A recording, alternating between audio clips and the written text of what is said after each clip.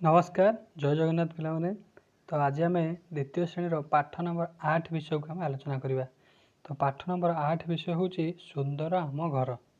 देखुच ये जो कोठा घर टी अच्छी कोठा घर ऊपर गोटे आंटेना देखा देखाऊनी ता पाखरे नड़िया गछ दुटा अच्छी तापर गोटे बगीचा अच्छी से बगीचारे दु जन पिला कौन कर खेलुंट है।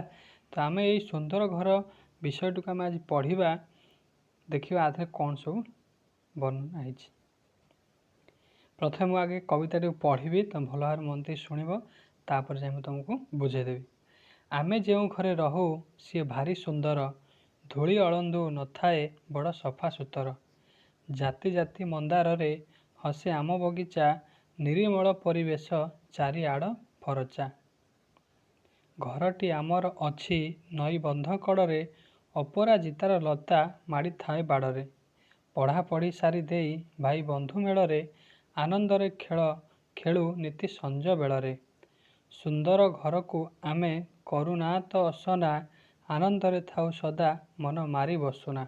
बुझिपारे बर्तमान पढ़ी बर्तमान बुझेबे भल भाव आउ थे चित्र को देखीदे। ये गोटे कोठा घर अच्छी आंटीना अच्छी ता सेपटे कौन गछ अच्छी तापर देख विभिन्न प्रकार फूल अच्छी बगीचारे सेठी पिला माने खेलुछंती।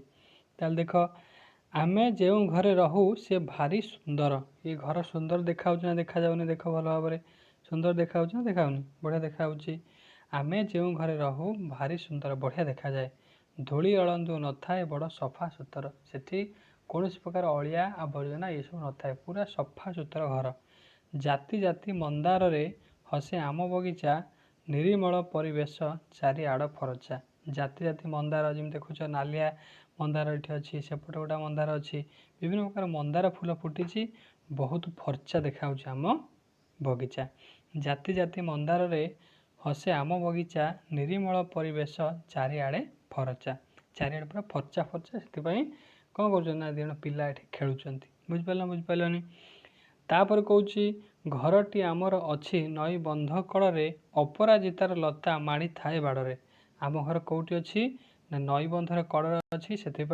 अपराजितार जो लता सी आसे आम बाड़े माड़ी थाए बहुत सुंदर देखा जाए पढ़ापढ़ी सारी दे भाई बंधु मेलरे आनंदरे खेलु खेलु नीति संज बेलरे आम पढ़ापढ़ी निज कम आम सारी देव पढ़ापढ़ी कम आम सारी सारापर आम सांग सांग होकर कौन कर खेली था संज बेल आम खेली था सुंदर घर को आम करुना तो असना आनंदरे थाउ सदा मन मारी बसुना ये जो सुंदर घर आमर आम केवल असना करूना आम समस्ते आनंद रहू किए के मन उणा कर रहती ना समस्ते खुशी बासी ये रहती बुझिपारे बर्तमान ये ये जो विषयर अभ्यास जो प्रश्न देती आम आलोचना करवा। अभ्यास कौन प्रश्न देती देख एक नंबर कौन गीतटी को आवृत्ति कर गीतटी कौन कर ना आवृत्ति कर थे पढ़ेदेली तुम शुणिल आउ थे घरे जाए बसिक पढ़ तापर 2 नंबर कौन चित्र गुड़िकर नाम खाली स्थान रे लेख जो जो सब चित्र ये मंदार फूल भितर ये सब खाली स्थान कौन कर लेख जमीक प्रथम चित्र कौन अच्छे गोटे मंदिर अच्छी तापर जंदा अच्छी ये सब चित्र देखिक लेख है। 3 नंबर कौन प्रथम पिला नंदन थिबा शब्द को गुली मार कौ शब्द को गुली मार नंदन है।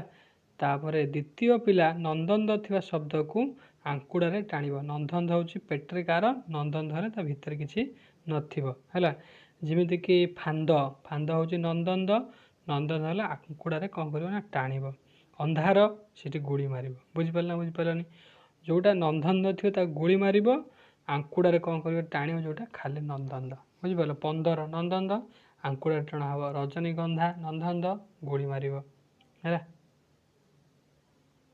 तापर ख कौच ये देख गोटे कोठरी भितर विभिन्न प्रकार अक्षर अच्छी अक्षर माने छोट छोट से अक्षर को तुम नहीं गोटे गोटे कौन कर शब्द तैयारी कर ऊपर अक्षर को नहीं शब्द गढ़ा है जमीक शब्द गढ़ाई कौन ना चौकी से भाया बंधुक है बंधु हो पार आउ कौन सब हो पार विभिन्न प्रकार शब्द तुम कौन कर मंदार हो पार है ଏଇଭଳିଆ ଶବ୍ଦ କ'ଣ କରିବ ନା ଏ ଯେଉଁ ଉପର ଯେଉଁ ଟେବୁଲରେ ଯେଉଁ ଅକ୍ଷର ଅଛି ଅକ୍ଷରକୁ ନେଇ ତୁମେ ଶବ୍ଦ ତିଆରି କରିବ। 4 ନମ୍ବର କହୁଛି ତଳେ ଥିବା ପ୍ରତ୍ୟେକ ଶବ୍ଦକୁ ବ୍ୟବହାର କରି ଗୋଟିଏ ଲେଖାଏଁ ବାକ୍ୟ ଲେଖ। ଚାନ୍ଦୁଆ, ଚାନ୍ଦୁଆକୁ ତିଆରି କରି କ'ଣ କରିବ ନା ମା ଚାନ୍ଦୁଆ ତିଆରି କରୁଥିଲେ ହେଲା। ଏଇଭଳିଆ କ'ଣ କରିବ ସୁନ୍ଦର, ଆମ ଘର ସୁନ୍ଦର, ଏଇଭଳିଆ ଗୋଟେ ଲେଖା ବାକ୍ୟ ତିଆରି କରିବ। ତାପରେ 5 ନମ୍ବର କହୁଛି ଠିକ୍ ଉଚ୍ଚାରଣ କରି ପଢ଼ ଲେଖ। ଯେମିତି ମନ୍ଦିର, ସ୍ୱର୍ଣ୍ଣ, ଏ ଖାଲି ଜାଗାରେ କ'ଣ କରିବ ତ ଉଚ୍ଚାରଣ କରି ଲେଖିବ। ତାପରେ 6 ନମ୍ବର କ'ଣ କହୁଛି ନା ଧନ୍ଦାକୁ ପଢ଼ ଓ କୁହ। ମୋ ମୁହଁ ଚାହିଁଲେ ତୋ ମୁହଁ ଦିଶେ, ଗାଁ ସହରରେ ସବୁଠି ମିଳେ, ମୋରି ଭିତରେ କରେ ମୁଁ ବନ୍ଦୀ, ଜଗତ ଯାକକୁ ପାରଇ ବାନ୍ଧି। ହେଲା, ଧନ୍ଦାକୁ ପଢ଼ ଓ କୁହ, ତାକୁ ପଢ଼ିକି ଭଲ ଭାବରେ କହିବ। ଆଉ ଥରେ ପଢ଼ୁଛୁ ଦେଖ।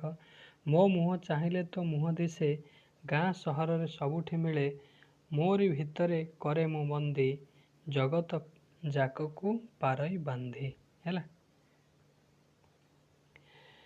7 ନମ୍ବର ହେଉଛି କ'ଣ, ଦୁଇ ଛବିରେ କ'ଣ ସବୁ ଅଲଗା ଦେଖୁଛ ତୁମ ସାଙ୍ଗ ସହ ଆଲୋଚନା କରି ଲେଖ। ଦୁଇ ଛବିରେ କ'ଣ ଦେଖୁଛ, ଏପଟେ ଯେଉଁ ବାଁ ପଟେ ଯେଉଁ ଚିତ୍ର ଦେଖୁଛ ଏଠି କ'ଣ ହେଇଛି ନା ଅସନା ହେଇକରି ପଡ଼ିଛି, ସଫା ସୁତୁରା ଏତେ ନାହିଁ। କିନ୍ତୁ ଡାହାଣ ପଟେ ଯେଉଁ ଛବି ଦେଖୁଛ ସେଠି ସଫା ସୁତୁରା ଅଛି। ତାପରେ 8 ନମ୍ବର କ'ଣ କହୁଛେ ନା ତୁମ ଘର ଓ ବିଦ୍ୟାଳୟ କେଉଁ ସମୟରେ ସଫା କରାଯାଏ କୁହ ଓ ଲେଖ। ତୁମ ଘର ତୁମ ଘର କିମ୍ବା ବିଦ୍ୟାଳୟ କେବେ ସଫା କରାଯାଏ, ଯେତେବେଳେ ଗୋଟେ ପର୍ବପର୍ବାଣି ଆସେ, ଯେମିତିକି ଆମର ଗଣେଶ ପୂଜା ହେଲା, ସରସ୍ୱତୀ ପୂଜା ହେଲା, କିମ୍ବା ଘରେ ଗୁରୁବାର ଓଷା ହେଲା, କିମ୍ବା ଯେକୌଣସି ପର୍ବପର୍ବାଣି ଆସିଲେ ଆମ ଘର ସବୁ କ'ଣ କରାଯାଏ ନା ସଜଡ଼ା ସଜଡ଼ି କରାଯାଏ। 9 ନମ୍ବର କହୁଛି ତଳେ କେତୋଟି କଥା କୁହାଯାଇଛି, ତୁମେ ସେଥିରୁ କେଉଁଟିକୁ ପସନ୍ଦ କରୁଛ ତା ନିକଟରେ ଠିକ୍ ଚିହ୍ନ ଦିଅ। ଯେମିତିକି ଘରର ଚାରିପାଖରେ ଥିବା ଅଳିଆ ଗୁଡ଼ିକୁ ସଫା କରିବା, ଠିକ୍ ନା ଭୁଲ, ନିଶ୍ଚିନ୍ତ ଭାବେ ଠିକ୍ ଚିହ୍ନ ଦେବ।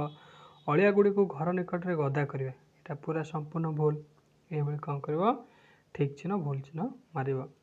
10 ନମ୍ବର କହୁଛି କ'ଣ କଲେ ଅସନା ହୁଏ। ଯେମିତିକି ଜିନିଷ ସଜାଡ଼ି ନ ରଖିଲେ ନିଶ୍ଚିନ୍ତ ଭାବରେ ଅସନା ହେବ, ଘର ଭିତରେ ଅସନା ହେବ। ହେଲା, ତାପରେ ଘର ଚାରିପାଖ ବାହାରେ ଅଳିଆ ପକାଇଲେ ଅସନା ହେବ। ଏଇଭଳି ଆଉ ସବୁ କ'ଣ କ'ଣ ହେଇପାରିବ ତାକୁ ସବୁ ଲେଖିବ। 11 ନମ୍ବର କହୁଛି ଘର ଓ ଘର ଚାରିପାଖ ଅସନା ହେଲେ ତୁମର କ'ଣ କ୍ଷତି ହେବ।